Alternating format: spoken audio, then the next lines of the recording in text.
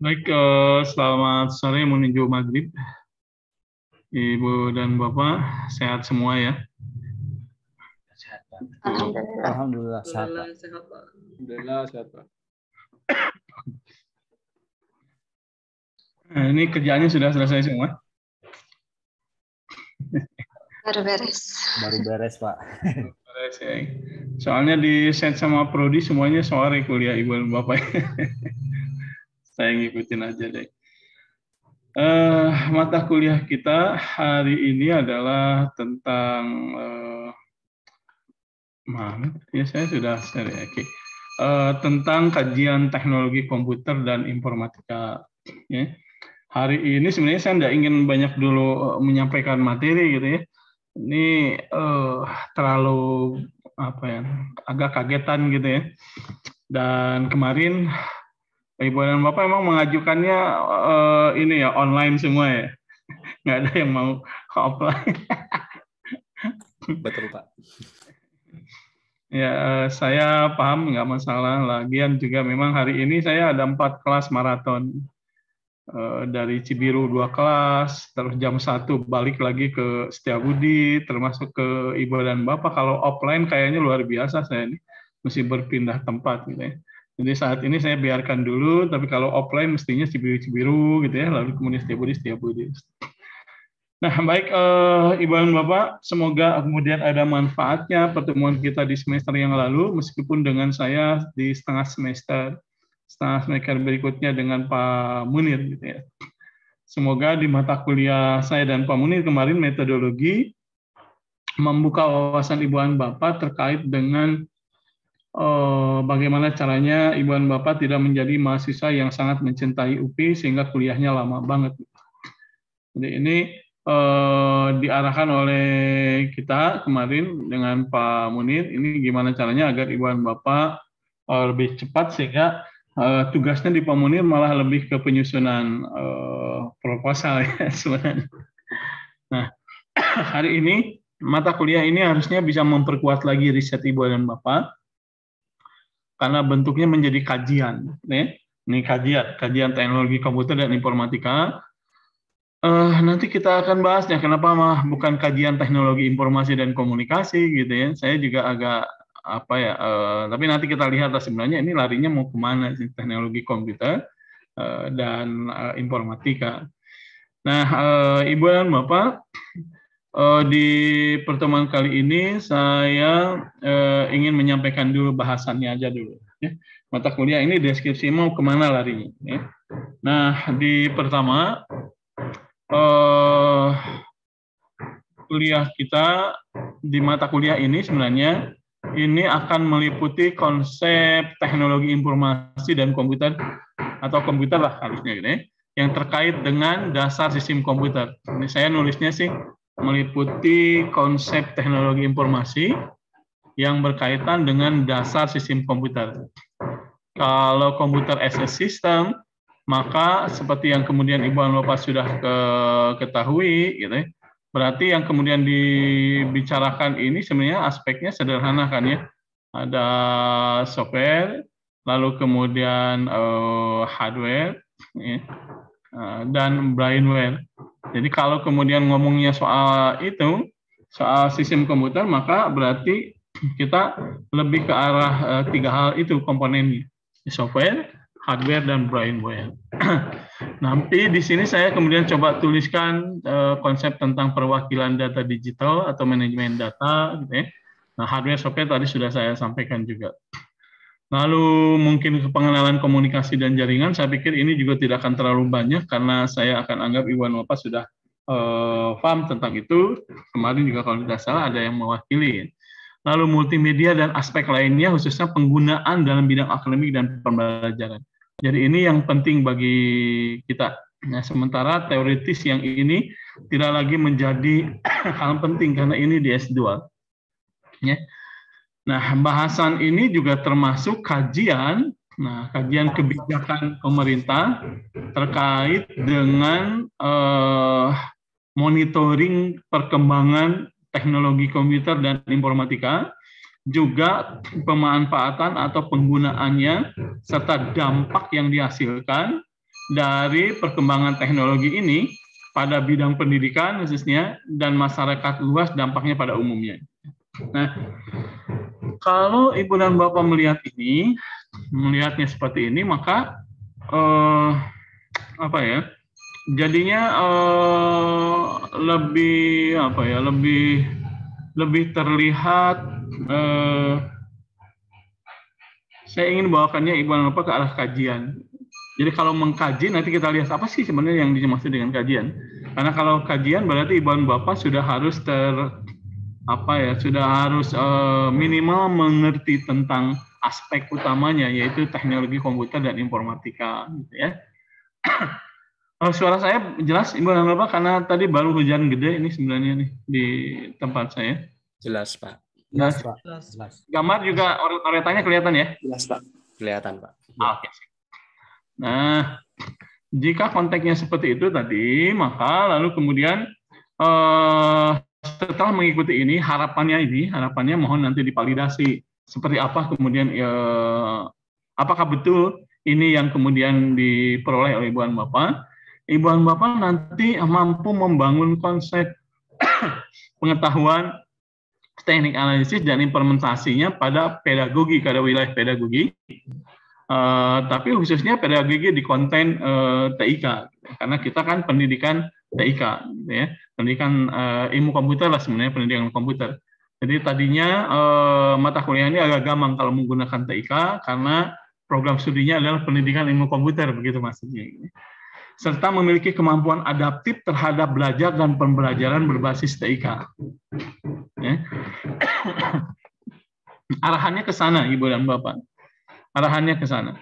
Nah, karena kemudian mata kuliah ini menggunakan istilah kajian, nah, pertanyaannya adalah sebenarnya kajian itu apa sih sebenarnya?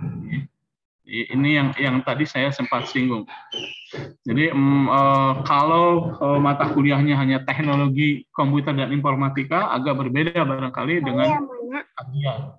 Ini kalau kajian, Ibu dan Bapak di akhir itu diharapkan mampu membangun konsep hasil kajiannya. Ya, hasil menelaah. Kajian itu biasanya disebut telaah. Tapi secara umum kajian itu memang dasar katanya adalah mengkaji. Artinya menyelidiki tentang sesuatu, mengkaji. Ya, ini mirip dengan metode penelitian kemarin ya. Jadi apabila kita melakukan kajian, maka berarti kegiatannya adalah kegiatan untuk mempelajari, ya, memeriksa, menyelidiki, lalu kemudian melakukan paparan atas hasil penyelidikannya. Ya. Apa yang diselidiki, objeknya bisa apapun. Ya. Yang pasti adalah sesuatu yang memang layak dikaji. Nah, proses yang dilakukan di dalam kegiatan ini disebut sebagai pengkajian. Nah, objek kita hari ini kajiannya adalah teknologi komputer dan informatika. Dalam tanda kutip, teknologi informasi dan komunikasi gitu ya, Ibu dan Bapak. Sekali lagi, kalau ditanya kenapa enggak teknologi informasi dan komunikasi saja, karena program studi kita namanya pendidikan ilmu komputer, lebih ke computer science gitu ya. Nah, karena ini S2, maka Anda semua didorong untuk mampu melakukan kajian, tidak hanya kajian fenomenal dan faktual di masyarakat, tapi kajian yang bersifat teori. Kajian teori juga. Nah, kalau kemudian itu larinya ke kajian teori, maka berarti Ibu dan Bapak nanti melakukan kajian landasan teori atas rangkaian definisi, gitu ya, konsepnya, lalu kemudian perspektif yang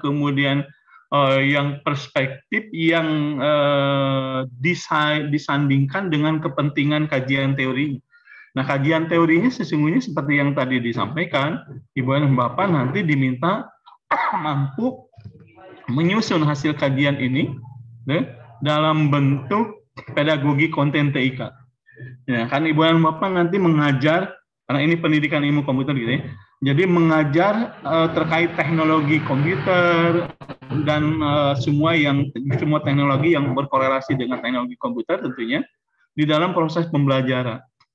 Nah, sehingga kemudian konten pembelajarannya itu bisa jauh lebih luar biasa karena Ibu dan Bapak telah melakukan kajian secara teoritis. Saya masih ingat Ibu dan Bapak dulu ketika kemudian punya pengalaman menjadi penelah buku TIK dulu tahun berapa ya? Udah lama lah kali, tahun 2008 lah di Bogor itu. Karena dulu semangatnya satuan sekolah menengah itu mulai SMP SMA itu akan di-drop, khususnya di pengajaran tentang TIK, akan di-drop buku yang tidak harus beli dalam bentuk digital. Ya, dalam bentuk digital. Jadi pemerintah memberikan tawaran kepada ahli atau penulis atau penerbit untuk menyusun buku ajar TIK dulu ketika namanya masih TIK. Ya. Nah, itu diberikan, akhirnya banyak yang menyampaikan buku tersebut. Gitu. Tapi karena mata kuliah ini baru, mata pelajaran ini baru di tingkat sekolah menengah, lalu yang menulis itu juga mungkin bukan guru, lalu kemudian juga lulusan guru dari pendidikan ilmu komputer itu juga tidak banyak, sehingga tidak terlibat dalam penulisan. Maka yang menarik adalah pemerintah tahu bahwa buku ini harus dikaji oleh ahlinya. Entah bagaimana, pokoknya saya dan beberapa teman, tidak hanya saya, itu ikut ditunjuk untuk menjadi penelaah buku ini. Salah satu dari format yang harus ditelaah, substansi harus ditelaah, karena ada di formatnya adalah apakah materi di dalam buku ini terlalu dalam, terlalu luas, atau dua-duanya, ya terlalu dalam, ya terlalu luas untuk satuan menengah. Ya Bu ya. Jadi ini mengkajinya tidak mudah. Saya juga gamang waktu itu, kenapa? Karena di perguruan tinggi, khususnya ilmu komputer, informatika, sisi informasi, teknik komputer, dan seterusnya, ada mata kuliah pengantar teknologi informasi dan komunikasi.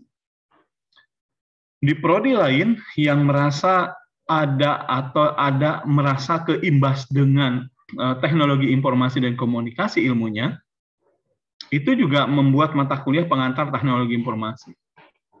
Nah, yang saya bingung adalah bagaimana memuluskan peta jalan pengantar teknologi informasi ini dari mulai anak SMP kelas 7 sampai kemudian anak SMA, dan dia tidak merasa repetisi ketika sudah masuk ke masa kuliah dan ketemu lagi dengan hal yang sama. Gitu. Di sisi lain, seperti apa materi yang cocok untuk anak SMP, untuk anak SMA? Ini juga persoalan dilematis. Sehingga tidak sedikit saya menuliskan materinya terlalu jauh, terlalu dalam, terlalu luas. Kalau terlalu dalam itu artinya akan sia-sia, teoritisnya disampaikan mendetail, tapi kemudian yang menerima ilmunya anak SMP, misalnya sekolah menengah pertama. Demikian selanjutnya dan seterusnya. Nah, itu adalah kajian, Ibu dan Bapak, hasil kajian. Hasil kajian itu nanti bisa dua hal. Yang pertama adalah pendapat pribadi, kajian secara subjektif.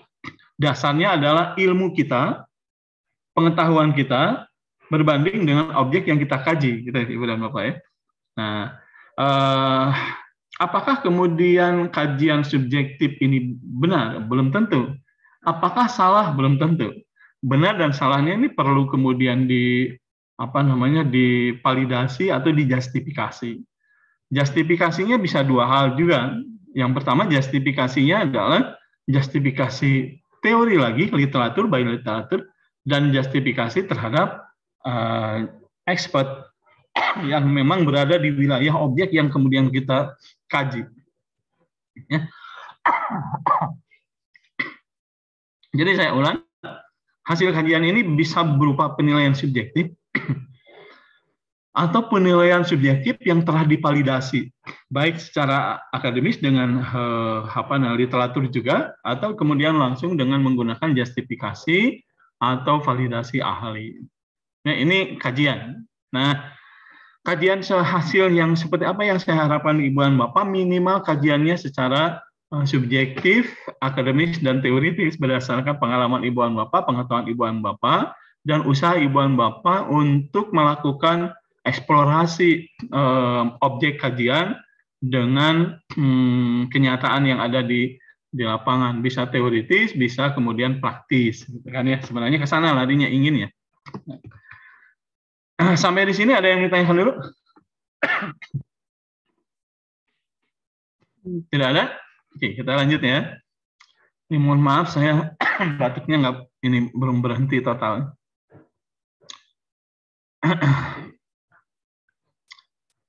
Nah, akhirnya capaian pembelajarannya ya itu tadi yang pernah dituliskan tadi. Saya pikir ini sudah sangat biasa lah, Bapak ya.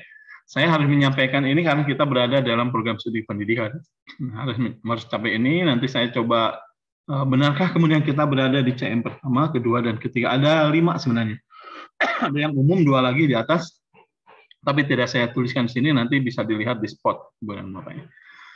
Nah, Ibu dan Bapak, kenapa kemudian harus ada kajian seperti ini? Ibu dan Bapak pernah saya sampaikan juga materi ini kalau nggak salah ya. Saya nggak tahu lagi di kelas ini atau di yang lain. Nah, tapi sekarang ini penilaian saya di tahun 2008 dengan yang sekarang, ketika saya dulu menjadi reviewer di Pusat Buku Nasional, dan yang sekarang itu agak berbeda, Ibu dan Bapak. Kenapa? Karena perkembangan zaman, sehingga kita tahu mahasiswa kita sekarang adalah anak SMP atau SMA yang pernah saya ragukan materi buku ini terlalu luas dan terlalu dalam untuk mereka. Ya. Nah, itu yang saya khawatir kemudian kita jadi salah. Dan kajian ini menjadi penting bagi kita setiap saat, apalagi Ibu dan Bapak di akademis yang sekarang, karena memang kajiannya lebih ke objek yang bergerak dengan percepatan, ya, teknologi informasi, teknologi komputer, gitu ya. Ini luar biasa akan terasa berbeda. Nah, kalau Ibu dan Bapak lihat yang ini, mohon maaf nih, jika ada sesuatu fenomena yang sampai ke rumah tangga warga, dan kemudian ternyata juga mempengaruhi cara dan aktivitas ibu-ibu di rumah tangga, maka diyakini, jangan ditanya suami dan anak-anaknya, pasti akan juga sama, mirip gitu ya. Jadi anekdot ini lebih kepada bahwa teknologi komputer, multimedia, informatika, atau teknologi informasi dan komunikasi secara umum itu sudah merambah sampai ke hal yang paling dalam organisasi rumah tangga di Indonesia terutama ya khususnya. Saya tidak tahu nanti ini ibu-ibu yang ada di sini ini merasakan nggak gitu ya.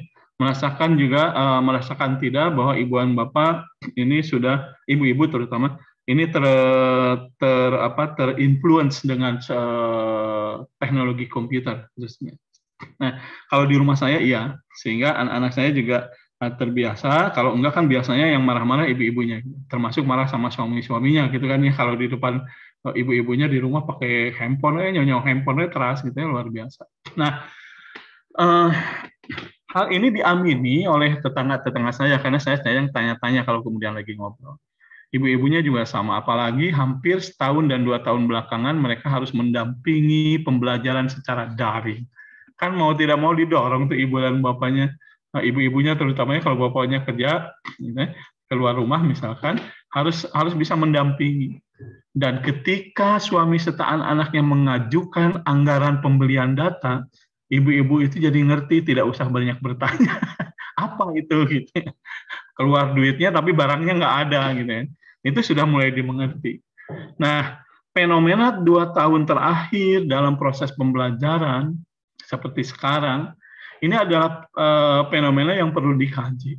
Sehingga banyak orang yang kemudian membicarakan apakah nanti ketika pandemi insya Allah selesai, apakah kegiatan pembelajaran dengan online seperti ini masih kemudian laku untuk dilaksanakan? Apakah kemudian terdapat aktivitas? Apakah capaian pembelajarannya maksimal 100% dapat dapat lebih dicapai? Di prodi saya kemarin juga ramai diskusi banyak, ada yang setuju mau offline, ada yang tidak, ada yang kemudian kajiannya berdasarkan latar belakang ekonomi mahasiswa, berdasarkan sisi kesehatan, ada yang kemudian rasa kemanusiaan, padahal dosen-dosennya adalah dosen ilmu komputer, lalu berbicara kesehatan, ekonomi, dan humanisme. Ini luar biasa panjang. Nah, di sisi lain kita stuck di model hybrid atau bauran. Okay? Kalau kemudian teknologi ini mau dilaksanakan, maka sebaiknya memang dilaksanakan secara bauran harusnya, atau hybrid. Nah, hybrid itu memungkinkan perkuliahan dilaksanakan real time di dua sisi. Sisi mahasiswa yang memang bersedia offline, dengan segala resiko dan izin orang tuanya, gitu, dan yang online yang nggak bisa datang. Tapi semuanya bisa masuk dan memperhatikan atau memperoleh materi dari pengajarnya di saat yang sama, pada waktu yang sama, serta mampu interaktif. Bertanya bisa, menyaksikan apa yang kemudian ditulis di whiteboard konvensional juga bisa, dan seterusnya. Jadi, kemarin saya melempar isu bahwa ketika kemudian pembelajaran ini tidak akan full offline, maka kemudian larinya ke hybrid. Dan hybrid itu urusannya adalah urusan teknologi juga, serta penguasaan teknologi dan literasi dari para peserta, baik pengajar maupun mahasiswa. Nah, dan itu menjadi stuck karena tidak semuanya tersedia. Nah, satu hal yang paling penting, kalau kemudian kan memang dosennya lebih banyak dosen yang baik hati, jujur, tidak sombong, rajin, menabung. Itu teh ya pokoknya kita ngemodal sendiri gitu ya, boleh dan terusnya, tapi ada hal yang mereka ingin pastikan, karena tidak hanya dosen yang nanti akan akses, tapi juga mahasiswa yang sedang offline, yaitu stabil tidaknya jaringan internet ke setiap kelas. Ini luar biasa. Luar biasa ini. Di Ilkom ada nggak ada, tapi tidak semua, hampir semua di UPI dan semua perguruan tinggi lain, bukan hanya di UPI, itu ruangan itu tidak sampai ke benar-benar ke hybrid. Ya, nah, pertanyaannya adalah kenapa kita seolah-olah tidak siap? Ya karena memang dari dulu apa yang kemudian dibicarakan banyak orang, termasuk ibu dan bapak, ketertarikan kuliah di pendidikan ilmu komputer, melanjutkan, lalu kemudian intinya kan ibu dan bapak paling tidak bisa memberikan pengajaran di bidang TIK, membuat kemudian rancangan pedagogi konten ke TIK-an, lalu kemudian mengimplementasikan teknologi komputer, multimedia, dan informatika dalam pembelajaran dan pengelolaan administrasi akademik, gitu kan ya. Nah, yang menjadi penting adalah dulu itu berbicara yang seperti itu, termasuk aktualisasinya dalam bentuk e-education, e-learning, gitu ya. Itu nggak rame ibu dan bapak. Jadi kalau kita bicara e-learning itu malas orang-orang. Kecuali kita yang memang pengembangnya, semangatnya, ayo dong kita manfaatkan e-learning. E-learning itu konsep yang terukur dan bisa diimplementasi loh. Jadi ibu dan bapak akan kemudian bisa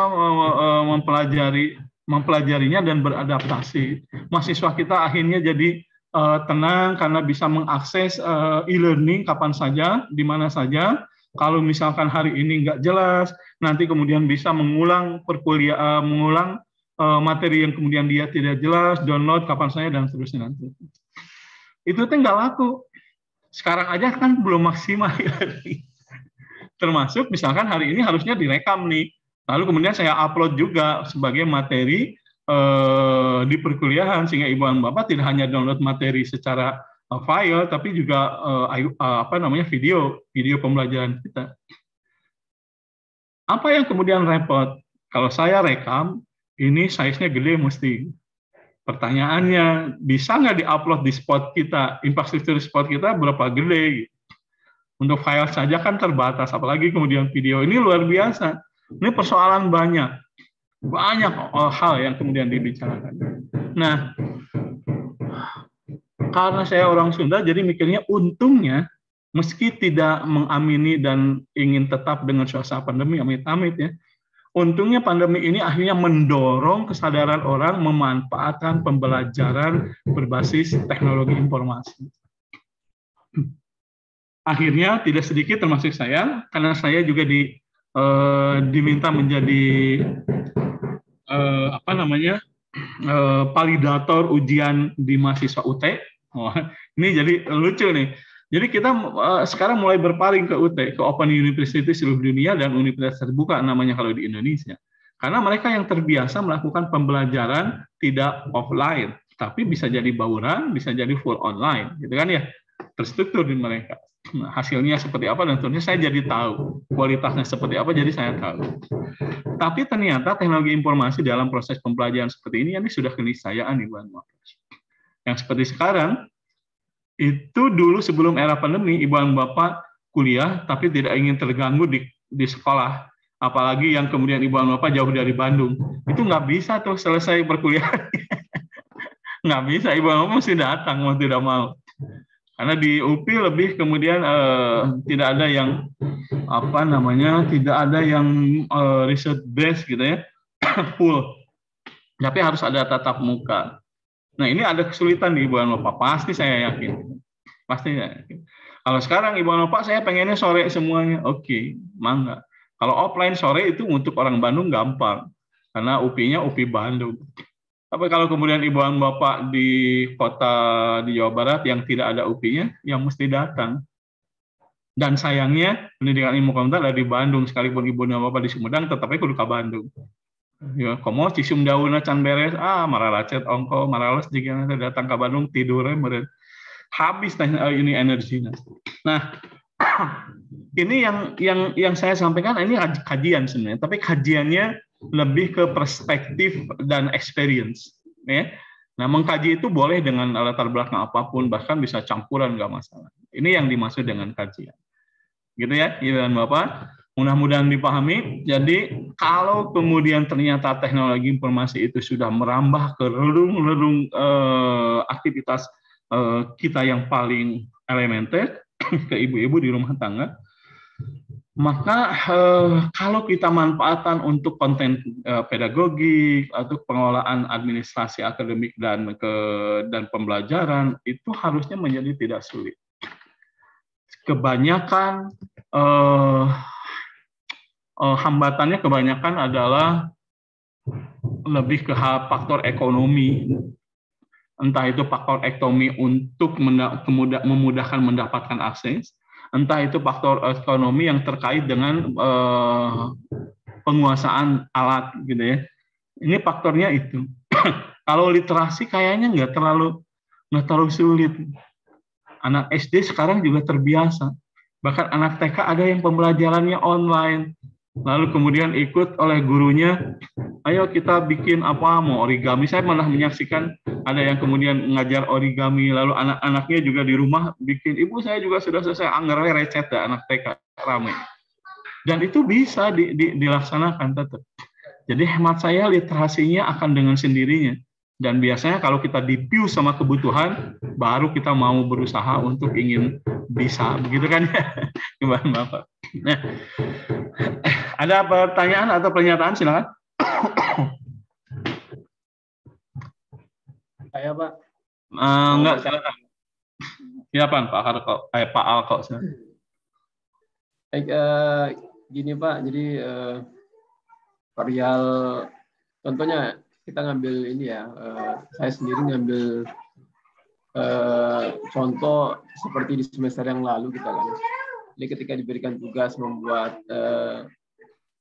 proposal, ya kan, pikiran saya itu karena mungkin masih kayak S1 gitu kan, pikiran saya itu dalam bentuk produk, kemudian produk tersebut diuji cobakan, ya kan, dicobakan ke sekolah, ya, kemudian bisa ke dalam bentuk sampel di dalam populasi gitu kan, kemudian di situ di apa namanya, bisa jadi uji coba tersebut dalam bentuk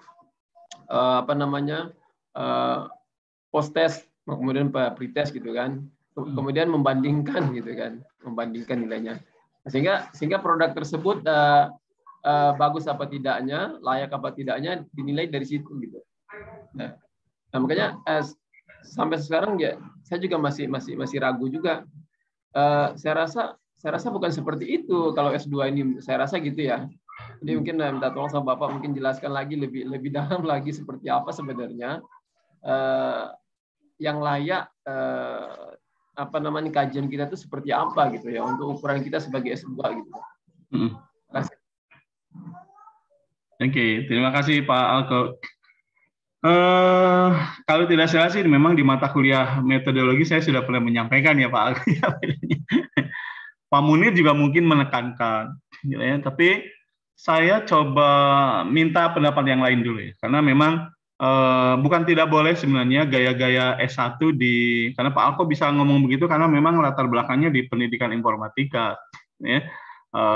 Hasilnya diarahkan sama dengan arahan yang saya inginkan di mata kuliah ini, Ibu Bapak mampu membangun mengimplementasikan konsep yang kemudian Ibu Bapak sudah kaji, gitu ya. Tadi mana ya? Tadi itu pada pedagogi konten yang nomor 3 nih. Mampu membangun konsep, pengetahuan, teknik analisis, dan implementasinya pada pedagogi konten ke-TIK-an. Nanti kita lihatlah seperti apa. Tapi intinya bukan berarti tidak boleh apa yang kemudian dilakukan oleh Ibu dan Bapak di S1, tapi saya apresiasi ke Pak Eko, karena kalau yang sudah melakukan itu jadi perasaan kok tidak meningkat ya pengetahuan skill dan karena risetnya masih kena sama aja yang S1 gitu. Apa lalu bedanya? Nah, perbesar dari sisi kajian Ibu dan Bapak. Kalau di S1 memang kebanyakan Ibu dan Bapak akan tanya ke guru, Bu, Ibu ngajar algoritma ya? Iya. Di algoritma dari sekian banyak materi yang susah apa? Misalkan yang pernah kita bahas, ini kayaknya di algoritma sorting susah. Susahnya apa? Ya, susahnya karena harusnya saya banyak memvisualisasikan, melakukan analogi contoh, dan seterusnya. Kalau langsung main ke skrip, itu siswa saya agak sulit memahami. Oh gitu ya. Lalu kemudian lewat dengan itu saja Ibu dan Bapak langsung bikin multimedia. Sudah saya kalau gitu mau bikin media pembelajaran untuk mendukung pembelajaran mata pelajaran algoritma khususnya di topik sorting, begitu kan ya Pak Alko. Lalu kemudian Ibu dan Bapak bikin tuh aplikasinya. Intinya laporan skripsinya aplikasinya bagus, mampu meningkatkan pemahaman siswa lewat post-test dan pre-test yang nggak ada kelas kontrolnya, masih siswanya eta-eta kene, ya pasti meningkat, atau tidak pakai media aja juga diulang lagi pembelajaran pasti meningkat, dan seterusnya. Gitu. Nah, apa yang kurang? Ini kajian teoritisnya yang kurang, Pak Alko. Misalkan kalau kita tahu ya, saat ini nggak mungkin deh tidak banyak kajian yang pasti banyak media pembelajaran untuk mendukung untuk mendukung proses pembelajaran di beberapa mata pelajaran yang dirasa penting ketika S1 pasti banyak. Nah, kalau saya di S2, saya akan lihat itu semua, cari itu Pak Eko. Sampai kemudian saya punya kesimpulan, oh ternyata kesimpulannya hampir sama, oke gitu. Tapi saya nggak bisa melihat nih, yang ini media pembelajarannya pakai genre game. Game-nya misalkan game adventure. Yang ini nggak pakai game, tapi begini, tapi begitu, semuanya akses multimedia dan pembelajaran kita dapat. Lalu yang paling baik itu yang mana? Beda kan ya Pak Alko ya? Ini mulai beda nih. Jadi misalkan Pak Alko hasil penelitiannya Pak Asep tuh, buat Juki tuh diambil tuh. Lalu kemudian di riset lagi, dikaji lagi Bapak. Benar tidak bahwa media pembelajaran yang disusun ini benar-benar berpengaruh? Benar-benar berpengaruh terhadap titik pemahaman. Misalkan Pak Alko lalu kemudian mengkajinya dari sisi yang lain, misalkan ke TIPEC. Masih ingat ya TIPEC? Masih ingat, masih lupa? TIPEC masih ingat, masih lupa? Halo Ibu dan Bapak, masih ingat, masih lupa nih? TPAC. Cari apa itu TIPEC? Ya. Hubungkan dengan kajian yang lebih tinggi, Pak Alko. Misalkan begini, Contoh sederhana. Ya, tipeknya Anda cari sendiri. Pembelajaran abad 21 itu kan konon inginnya mendorong siswa mempunyai kemampuan kemampuan kritis ya, berpikir kritis, benar nggak? Betul. Benar nggak? Betul. Ya, Pak. Saya nanya ke Pak Alko deh, Bung Anai nanya tadi kan. Nih. Pak Alko kan kemarin mungkin skripsinya media pembelajaran seperti yang Pak Alko sampaikan, gitu ya. Betul nggak sih? Nah, sekarang saya tanya Pak Alko. Media pembelajaran yang sudah diimplementasi, sudah dinilai dan mampu di dalam skripsinya Pak Alko dilaporkan mampu meningkatkan pemahaman siswa, buktinya hasil post-test dan pre-testnya memang meningkat, berbeda, signifikan, tidak signifikan, ada kelompok menengah, tapi rata-rata menaik. Gitu. Bisa nggak dijawab apakah mahasiswa yang menggunakan media pembelajaran Pak Alko itu mempunyai karakteristik hasil pembelajaran abad 21? Mampu nggak siswanya berpikir kritis?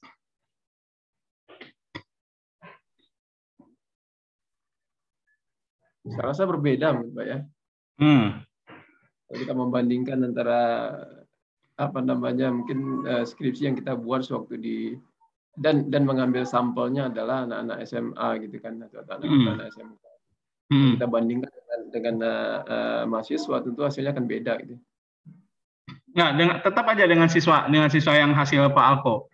Pak Alko kemarin sampai nggak ke memikirkan bahkan mahasiswa, kan Pak Alko sebenarnya dan teman-teman yang lain sebenarnya, ini karena stereotipnya, saya seringkali menyampaikan dan nyinyirin nih mahasiswa pendidikan ilmu komputer. Itu arahnya tetap untuk melihat apakah media pembelajaran berpengaruh meningkatkan pemahaman siswa. Tergantung mata pelajarannya memang. Dan hasilnya selalu bagus-bagus saja. Gitu. Tapi apakah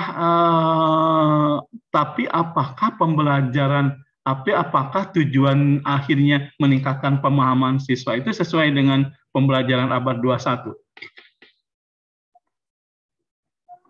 Terutama kemampuan siswa dalam berpikir kritis. Ya. Jadi kalau Pak, kebetulan karena kemarin itu saya buat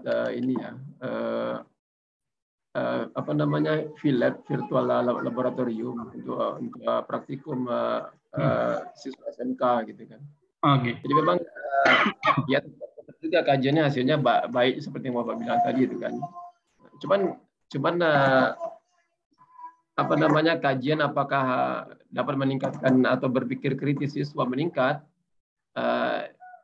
Ya saya rasa tidak sampai segitu Pak. Karena ini hanya yang saya kaji itu adalah hanya sebatas istilahnya namanya adalah dalam bentuk TA sebenarnya itu, dalam bentuk TA implementasi mensiasati jika praktikum tidak bisa dilakukan bisa menggunakan virtual. Iya. Nah, kan jadinya mulai dipahami sama Pak Alko nih. Boleh nggak saya melakukan kajian tambahan atau menuliskan kajian dari hasil riset saya di S1? Boleh saja. Tapi naikkan levelnya. Ini contohnya, contohnya ke ini saja yang tadi. Jadi di S1 di pendidikan ilmu komputer, informatika, ibu dan bapak yang tidak di sini, kebanyakan mereka bikin media pembelajaran. Ini umum ya, melihat bahwa ada kesulitan siswa memahami bahan atau materi ajar. Lalu kemudian dicoba mengambil solusi dengan membuat media pembelajaran. Entah itu pakai kartun gitu ya. Lalu kemudian apa yang disampaikan oleh guru diulang dengan cara membentuk tokoh di sana kalau ini misalkan game dan seterusnya lah gitu ya. Nah, tapi tujuannya adalah untuk meningkatkan pemahaman siswa. Saya sih boleh-boleh saja nggak masalah. Tapi ingatlah bahwa pembelajaran abad 21 di Indonesia ini sudah mulai agak ketinggalan kalau kemudian cara pandangnya masih sekitar itu. Apa buktinya? Masih ingat, masih lupa yang dimaksud dengan taksonomi Bloom? Masih ingat, masih lupa taksonomi Bloom? C1, C2, sampai C berapa? Yeah. Sampai C6 ya. Nah, C6, ya. Betul. Pembelajaran terutama untuk anak SMK, SMA, itu tuntutannya adalah high order thinking. C berapa high order thinking?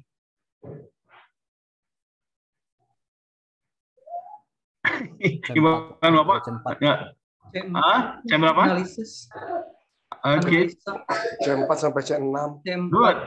Iya, C4 sampai C6. Kalau meningkatkan pemahaman ada di mana? C berapa di belum? C1, C2. C2, Pak. C2, gitu ya. Nah, itu teh di tingkat SMA, di tingkat skripsi, ini Pak Asep Doni dan kawan-kawan dulu, Pak Anjar juga sama kayaknya dulu ya. Itu teh lebih mengarah masih berada di pembelajaran abad sebelum 21. Yaitu masih di law order thinking. Mengerti, memahami, itu teh masih law order thinking. Nah, yang menarik bagi saya adalah, boleh nggak nerusin media pembelajaran? Boleh.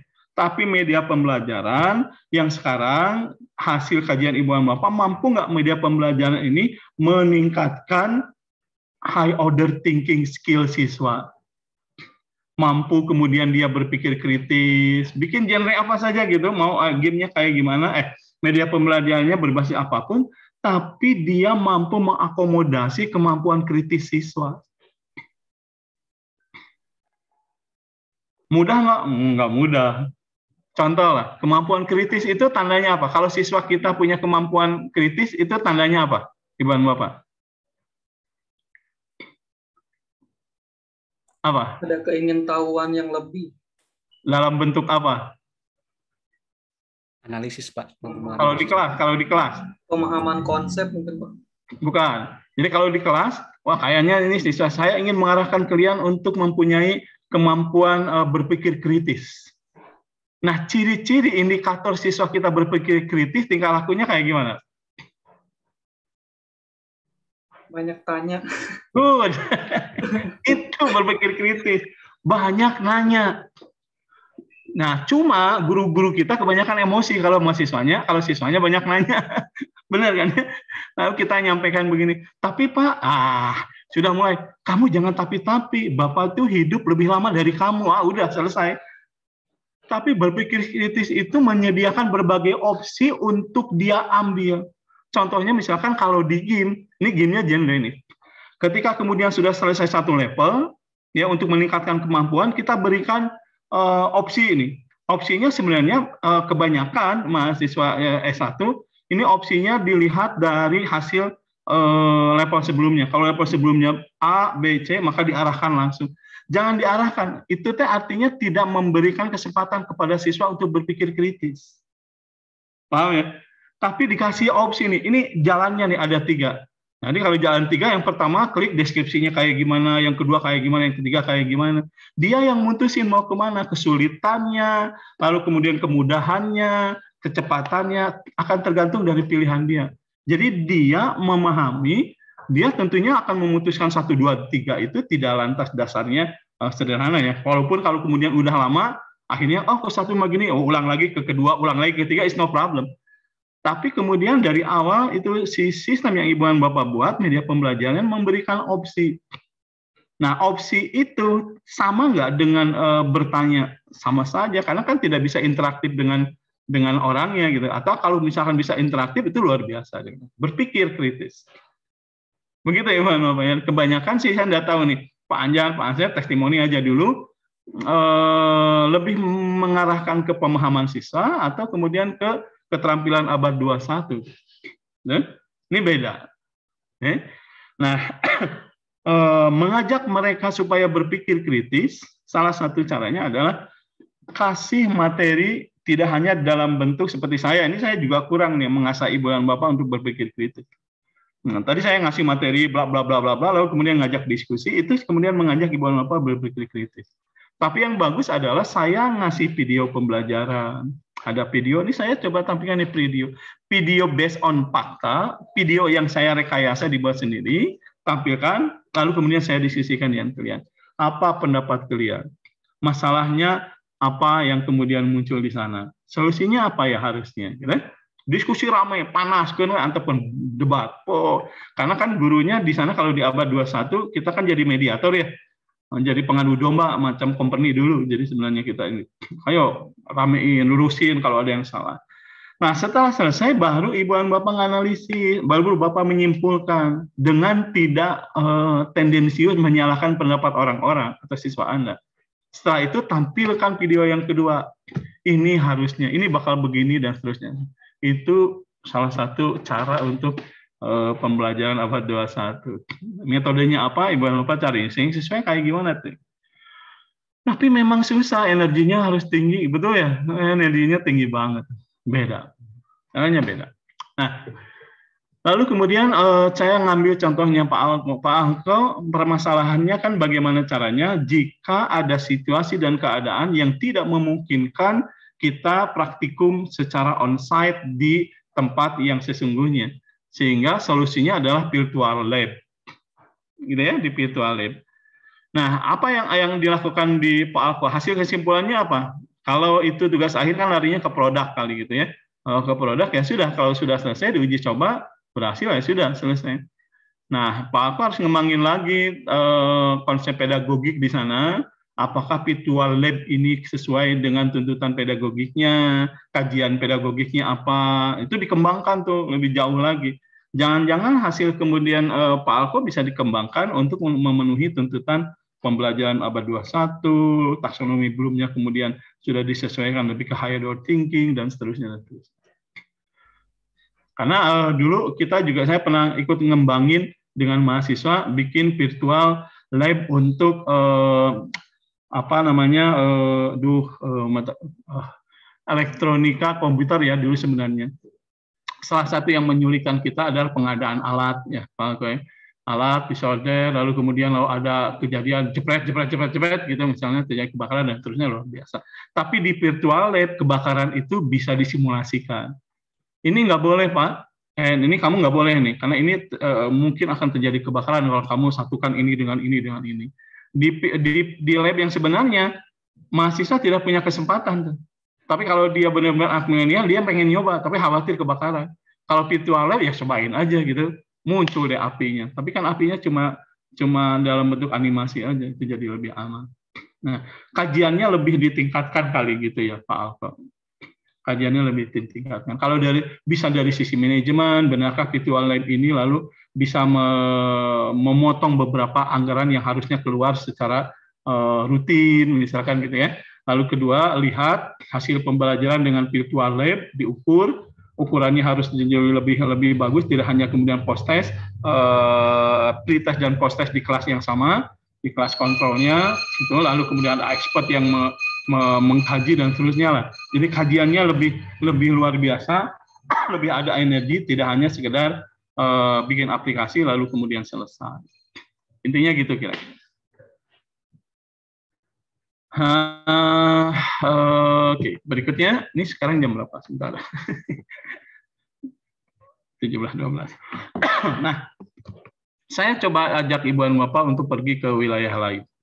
Nah, ini yang sering kali saya sampaikan lebih sering dan tidak pernah bosan saya sampaikan tentang dikotomi antara digital imigran dengan natif digital atau digital natif ini. Saya terus terang ada di sini. Nah, Ibu dan Bapak, kalau kemudian Ibu dan Bapak mengaku anak 90-an, maka Ibu dan Bapak adalah masuk ke dalam natif digital. Tapi kalau tidak, berarti tidak jauh dengan saya. Karena saya juga sekarang umurnya baru sekitar 34 tahun. Masih muda.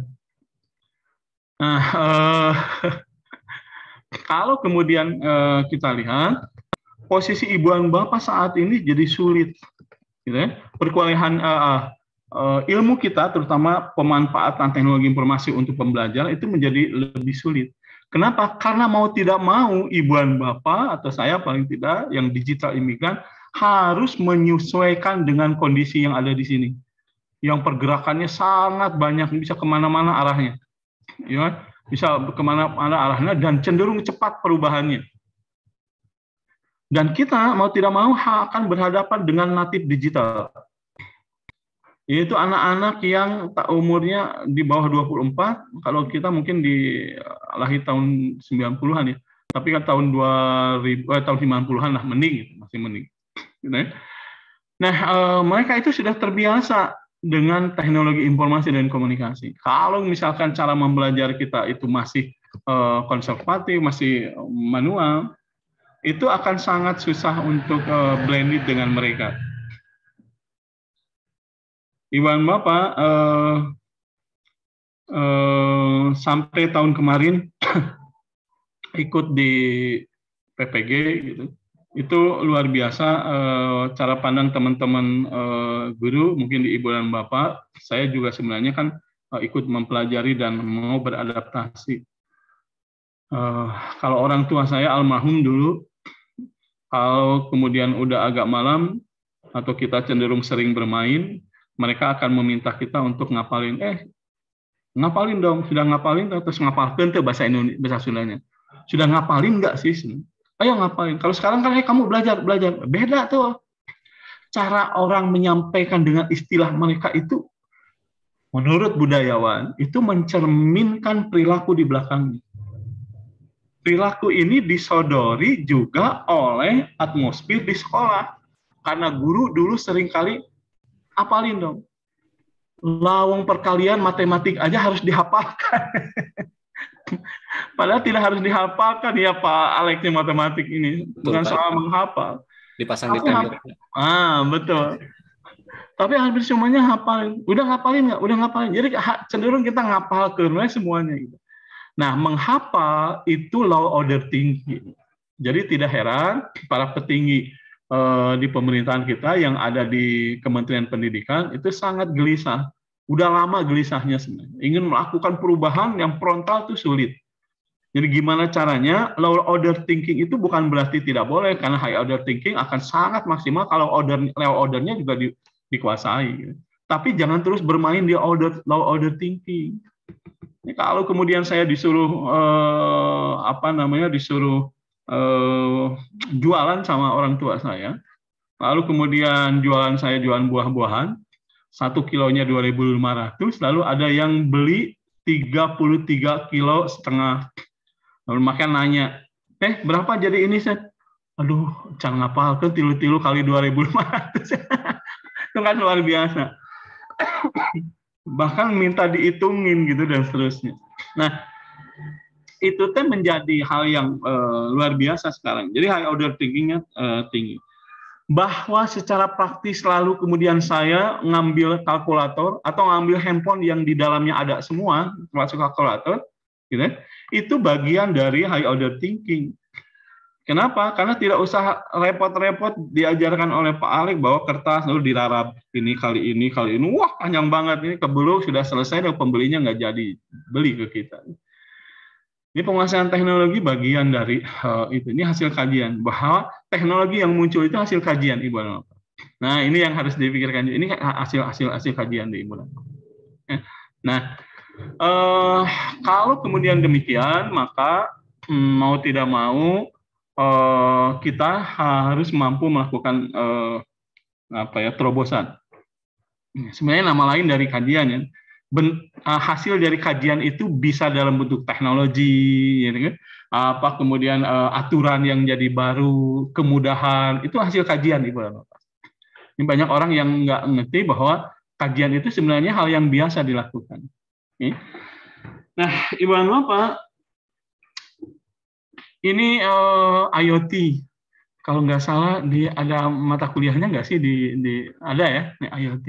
Kemarin dikasih sama siapa? Almarhum Pak Wawan ya? Semester sekarang, Pak. Oh, sedang ya? Oh, sedang. Sama siapa sekarang dengan Pak? Dengan Pak Didin. Oke, dengan Pak Didin.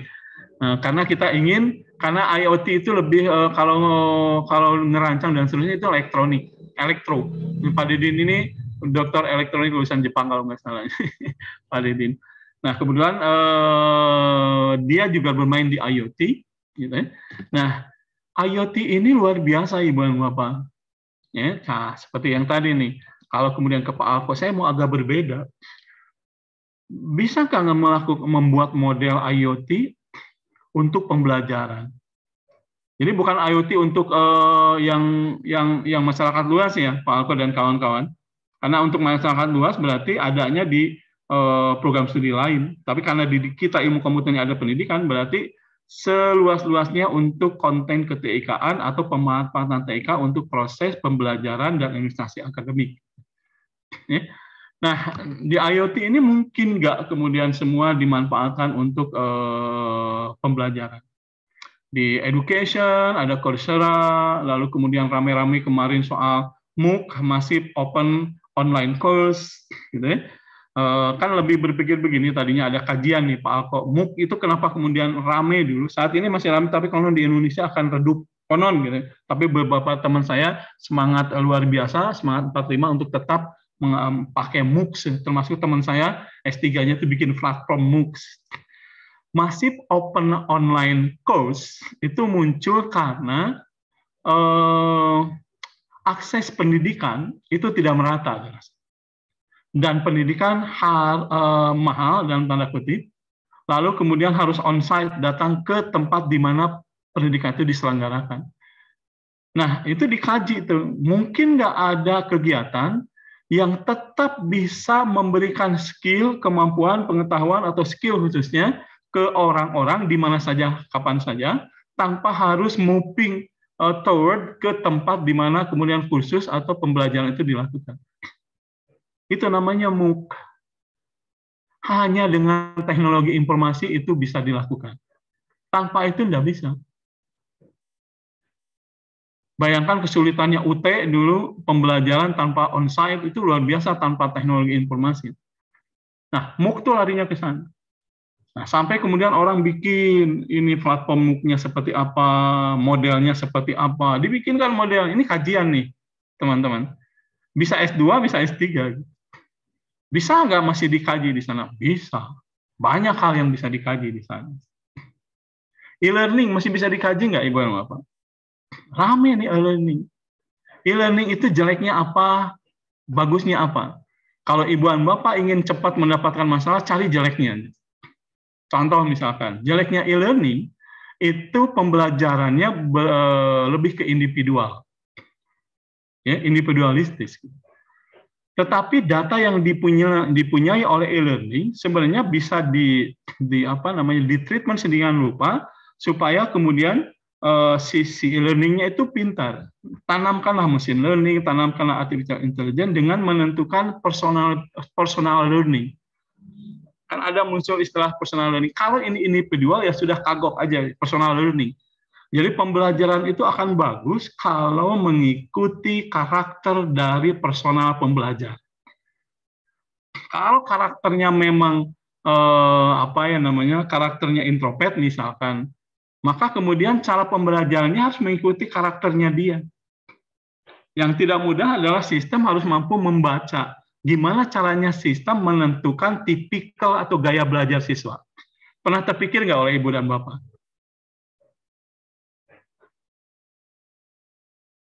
Contoh nih, Ibu dan Bapak pernah mengikuti kursus bahasa Inggris nggak?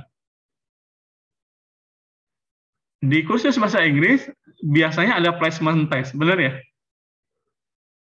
Nah, placement test itu soalnya sudah didesain sedemikian rupa oleh ahli bahasa yang punya pemahaman pedagogi.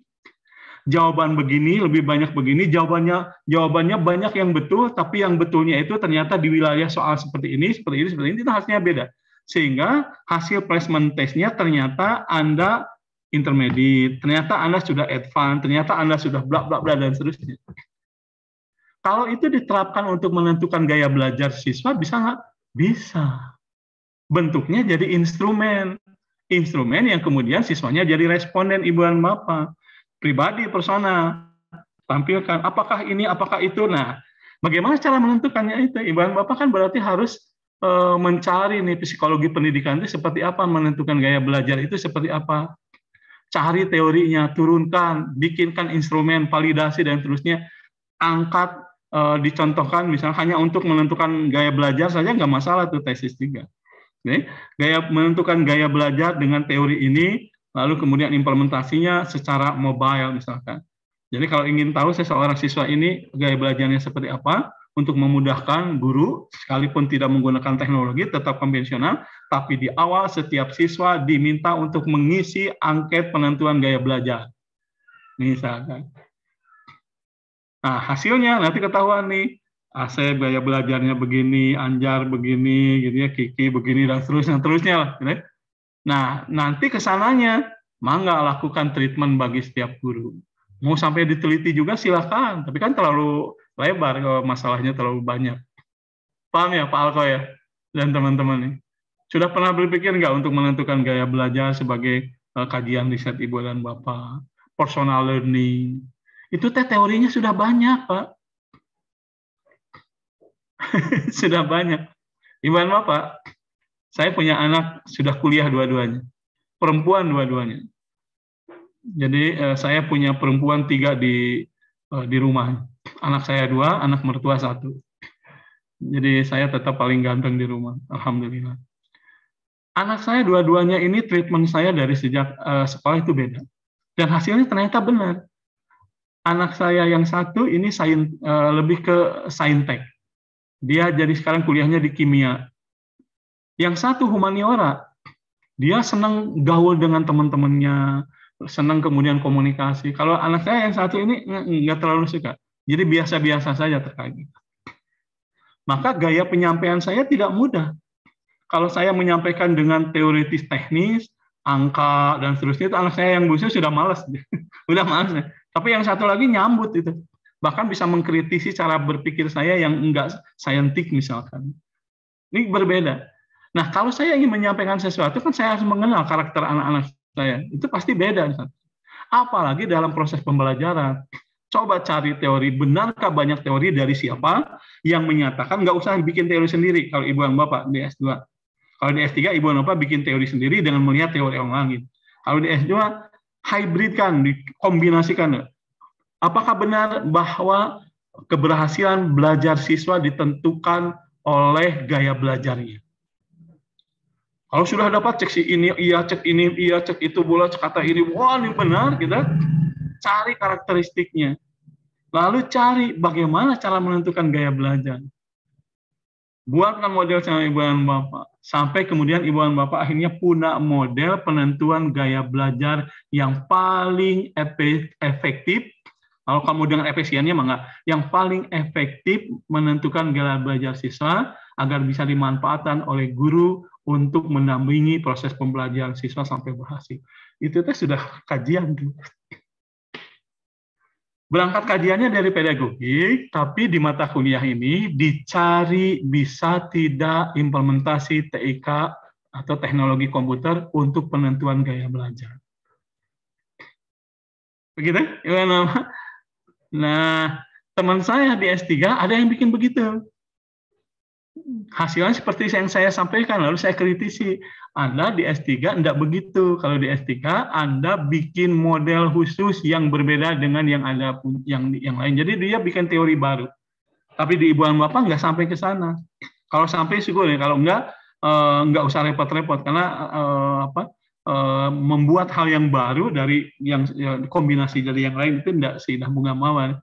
Jadi Ibu dan Bapak kalau di S1 misalkan menggunakan metode A, maka Ibu dan Bapak mengcombine A, B, C, mengeliminir B dan C sehingga kemudian menjadi menjadi metode gabungan dari yang lain gitu. Lalu tinggal presentasikan aja udah selesai. Gitu kan. Nah, kalau lihat dari sini kan tidak, coba dilihat nih, Coursera ini MOOC juga nih, e-education. Ini semuanya mengarah ke pemanfaatan teknologi informasi yang luar biasa. Bahkan sampai ke smart appliance ya, sampai ke online health service yang tidak saya pikirkan dulu, tapi orang mulai berpikir banyak. Bahkan saya yakin mungkin lebih banyak datangnya justru dari teman-teman kesehatan. Jadi kita bisa minta pendapat orang kesehatan, entah itu dokter, perawat, langsung secara online ya. Berbayar, wayahna tuh berbayar, jangan pengen gratis terus. Wajar. Itu yang terjadi. Kan kita juga tidak, coba lihat di ruang guru. Ini kan tidak menduga ruang guru akan semasif ini. Coba lihat cara mereka kemudian mengajar, lalu kemudian pengembangan, karena memang ada tim khusus untuk ngembangin media ajarnya. Ada tim khususnya, jadi ya disukai oleh siswa dan terus. Apalagi ngomongin soal bank soal, kan luar biasa kalau soal latihan kan pentingnya kita punya bank soal, ya. Nah itu yang luar biasa. Nah, Iwan Bapak, saya pikir ini yang cyber physical system juga sama. Jadi ini yang penting untuk diperhatikan oleh kita. Nanti minggu depan kita akan bahas secara khusus. Tapi yang menarik adalah era industri yang disruptif ini melakukan banyak perubahan, terutama di way of learning yang terkait dengan kuliah kita. Disruptif yang dimaksud adalah cara berpikir yang out of the box. Jadi shopping but not in mall, but not in shop, learning atau kemudian have education but not in a campus, gitu kan ya. Belajar tapi tidak harus di kampus, belanja tidak harus ke pasar. Itu disruptif namanya. Nah, itu disruptif.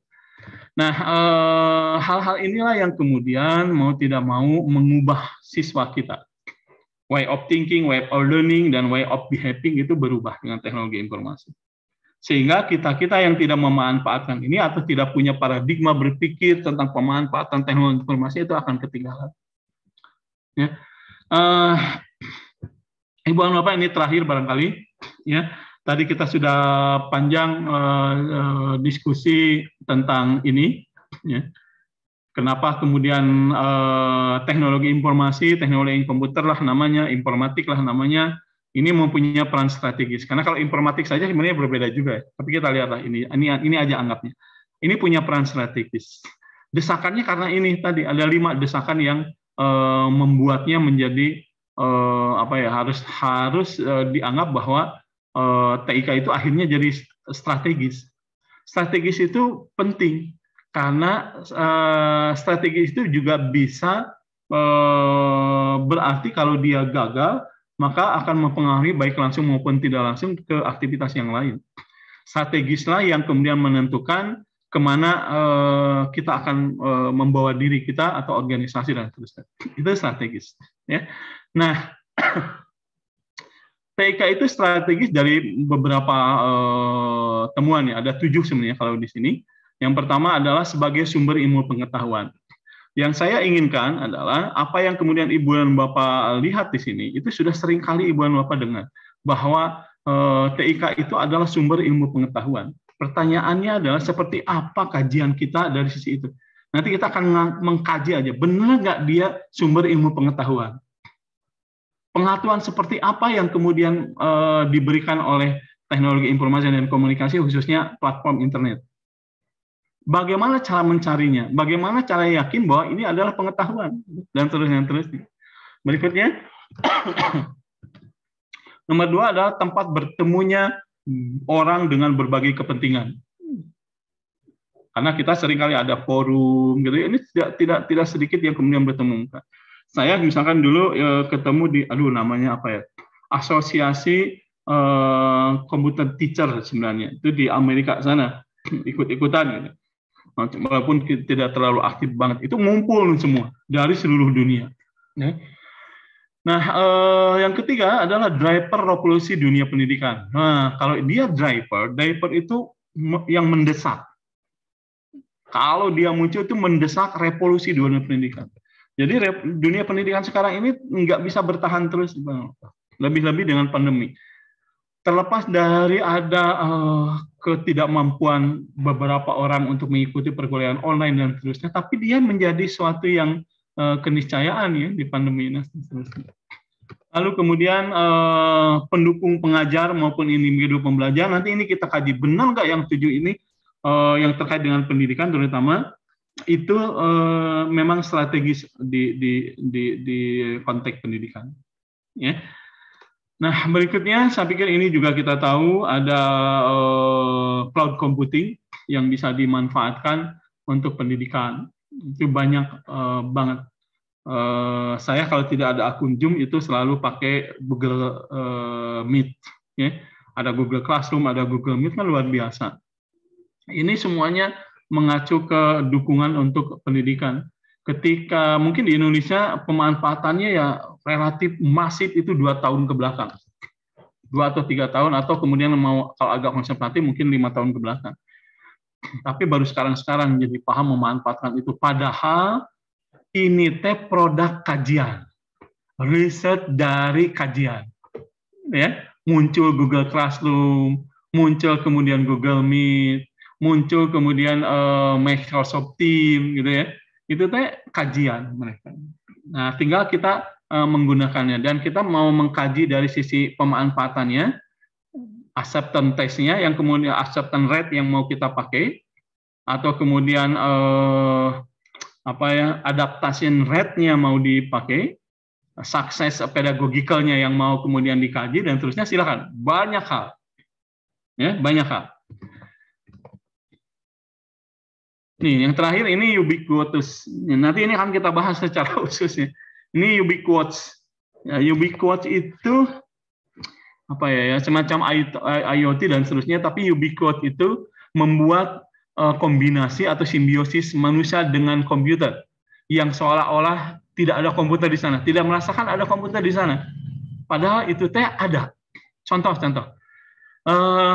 Ibu dan Bapak sering ke mall ya? Bukan sering, pernah ke mall ya? Jangan sering-sering banget ya. Pernah melihat di mall ada pintu yang terbuka sendiri? Pernah. Dari kaca. Iya kan ya? Kita datang, lalu kemudian terbuka sendiri, lalu kemudian tertutup sendiri, manakala kita melewatinya. Ini ubiquitous nih. Orang banyak yang nggak sadar bahwa itu ada implementasi teknologi komputer di sana. Paling tidak sensor, gitu ya. Ada sensor gerak dengan radius tertentu. Dan yang menarik, ketidaksadaran itu membuat kita jadi percaya banget sama teknologi. Kita pas datang, pintunya terbuka, lalu kita lewat tanpa khawatir kejepit. Ya, tanpa khawatir, jebret, nggak khawatir. Betul apa iya? Kalau ibu dan bapak khawatir, itu ibu dan bapak sudah mulai ada ketidakpercayaan sama teknologi.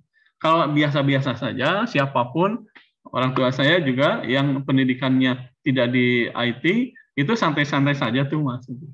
Lalu masuk ke lift. Lift itu orang tidak tahu bahwa di sana ada ubiquitous computing. Bahwa kemudian pergerakan lift untuk masuk ke lantai-lantai mana, itu dikomputasi kan. Lalu Anda tekan nomor 3. Tenang aja, percaya aja. Pokoknya sampai nomor 3. 3. Oh, sudah, berarti sekarang lantai 3. Percaya banget sama teknologi. Iya kan? Luar biasa. Nah, ini banyak hal yang kemudian tidak disadari sampai kemudian kita paham bahwa sesungguhnya yang kita lakukan itu melibatkan teknologi. Tapi kita ubiquitous karena ada di mana-mana sampai kita tidak menyadari bahwa itu ada.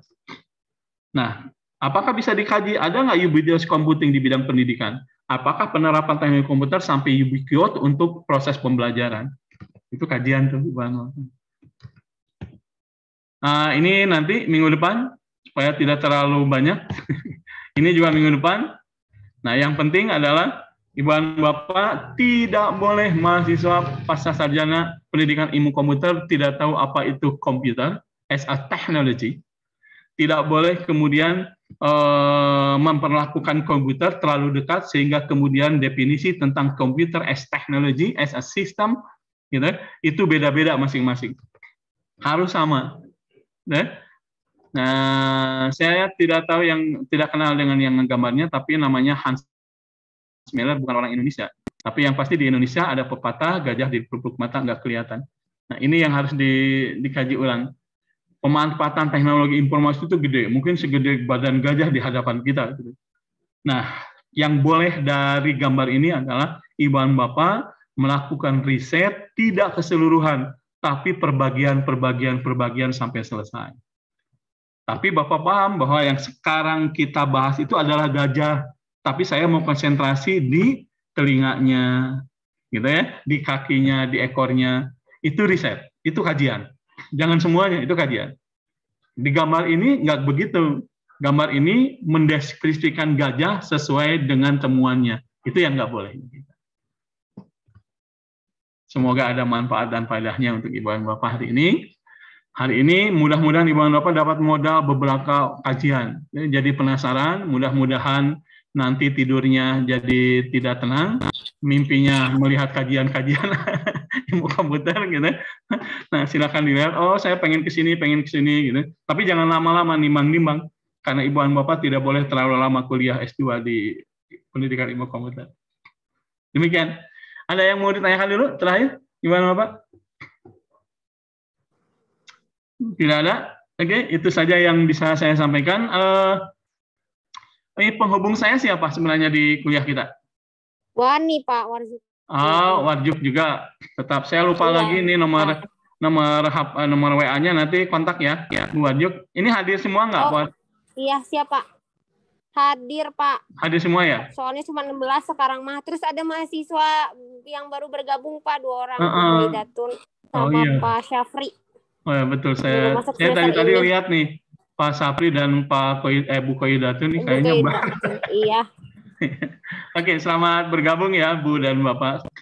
Ya, terima kasih Bu Warjuk, ini sudah hadir semua. Semoga ada manfaat dan faedahnya hari ini. Lanjutkan dengan mimpi yang tidak indah, tapi intinya mimpinya dikejar-kejar kajian di teknologi komputer. Oke, terima kasih. Ya, Pak. Assalamualaikum warahmatullahi wabarakatuh. Waalaikumsalam warahmatullahi wabarakatuh. Terima kasih, Pak. Terima kasih, Pak. Selamat